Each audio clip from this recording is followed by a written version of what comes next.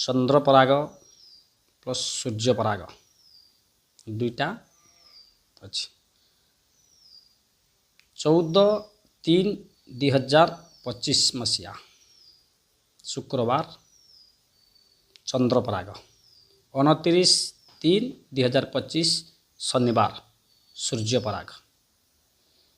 ଗୋଟିଏ ମାସରେ ଦୁଇଟି ପରାଗ ହେତୁ ବିଶ୍ୱ ପାଇଁ ମଙ୍ଗଳଦାୟକ ନୁହଁ। ନମସ୍କାର, ବାସ୍ତୁବିଦ୍ ଗଜେନ୍ଦ୍ର ପ୍ରସାଦ ଅଗସ୍ତ୍ୟ ଶର୍ମା। ସୂର୍ଯ୍ୟପରାଗ 29/3/2025 ଶନିବାର ଶନି ଚଳନ କରିବେ କୁମ୍ଭ ରାଶିରୁ ମୀନ ରାଶିକି। ତେଣୁ ବିଶେଷତଃ ଗୁରୁ ଶୁଦ୍ଧି ଏବଂ ଶନିଙ୍କର ଚଳନ ରାଶିମାନଙ୍କ ଉପରେ ପ୍ରଭାବିତ କରିଥାଏ।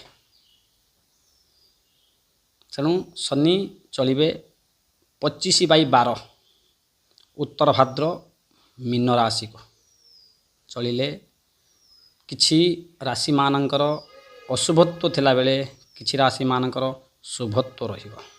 ବିଶେଷ କରି ବୃଷ, ମିଥୁନ, ତୁଳା, ମକର ରାଶିମାନଙ୍କରେ ଶୁଭ ଫଳ ପ୍ରଦାନ କରିବେ ଶନିଶ୍ଚର ମହାରାଜ। ଏତଦ୍ ଭିନ୍ନ ଅନ୍ୟ ରାଶିମାନଙ୍କରେ ଗୋଚରରେ ଅଶୁଭତ୍ୱ ପ୍ରକାଶ କରିବେ। କର୍କଟ, ସିଂହ, କନ୍ୟା, ବିଛା, ଧନୁ, କୁମ୍ଭ, ମୀନ ଏ ରାଶିମାନଙ୍କରେ ଶନିଙ୍କର ଗୋଚରରେ ଅଶୁଭତ୍ୱ ପ୍ରକାଶ କରିବେ। ଶନିଙ୍କର ଅଶୁଭତ୍ୱ ପାଇଁ ଶନିଙ୍କୁ ଉପାସନା କଲେ ଶନି ମଧ୍ୟ ଶାନ୍ତ ହୁଅନ୍ତି।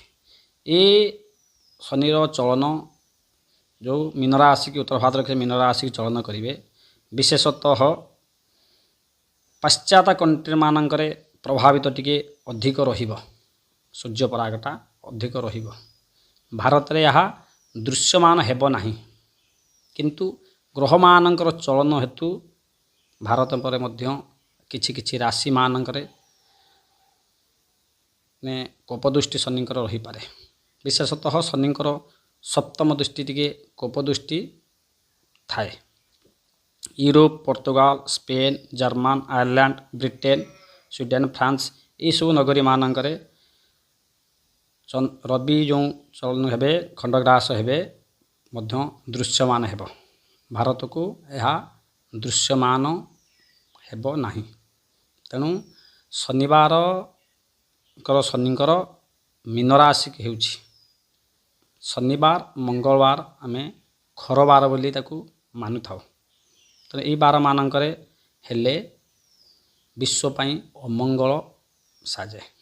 ତେଣୁ ପ୍ରତିକାର ସ୍ୱରୂପ ଗରିବ ଲୋକମାନଙ୍କୁ ଯଥାସମ୍ଭବ ଖାଦ୍ୟ, ବସ୍ତ୍ର ଦାନ କଲେ ଶନି ମଧ୍ୟ ଶାନ୍ତ ହୁଅନ୍ତି। ଏବଂ ଶନି ହେଲେ କର୍ମଧ୍ୟାସ, କର୍ମର ଦେବତା, ଜ୍ଞାନର ଦେବତା ଏବଂ ଶନିଙ୍କୁ ବିଚାରପତି କୁହାଯାଏ। ବିନା ଦୋଷରେ ଶନି କାହାକୁ ଦଣ୍ଡିତ କରନ୍ତି ନାହିଁ। ଆମେ ଯେମିତି କର୍ମ କରିବା ଶନି ହିଁ ତା'ର ଜଜ୍ ନା, ବିଚାର କରିବେ। ତେଣୁ ଶନିଙ୍କ ଚଳନ ସମୟରେ ଦୟାମନ ଭାବ ରଖିଲେ ଶନି ସେମାନଙ୍କ ଉପରେ ଶାନ୍ତ ଥାନ୍ତି। ସବୁଠୁ ଭଲ ଆପଣମାନେ କୁଆ, ପକ୍ଷୀ, କଳା କୁକୁର ଏମାନଙ୍କ ପ୍ରତ୍ୟହ ଖାଦ୍ୟ ଦାନ କଲେ ମଧ୍ୟ ଶନି ଶାନ୍ତ ହୁଅନ୍ତି। ଶନିଙ୍କ ଉପାସନା ପାଇଁ ଆପଣ ପ୍ରତ୍ୟହ ହନୁମାନ ଚାଳିଶା ମଧ୍ୟ ପାଠ କରିପାରିବେ। ଏବଂ ଶନିବାର ଦିନ ଅପରାଜିତା ଫୁଲ ସହିତ 7ଟି ବେଲପତ୍ର ଯଦି ଆପଣ ଶିବଙ୍କ ପାଖରେ ସମର୍ପଣ କରୁଛନ୍ତି, ଶନି ମଧ୍ୟ ଶାନ୍ତ ହେବେ। ଆପଣଙ୍କର ଫଳ ମଧ୍ୟ କିଛି ମାତ୍ରାରେ କମେଇ ଦେଇପାରନ୍ତି। ତେଣୁ ଶନି କର୍ମର ଦେବତା ହେତୁ କର୍ମ ଅନୁଯାୟୀ ସେମାନେ ଫଳ ଦେବେ।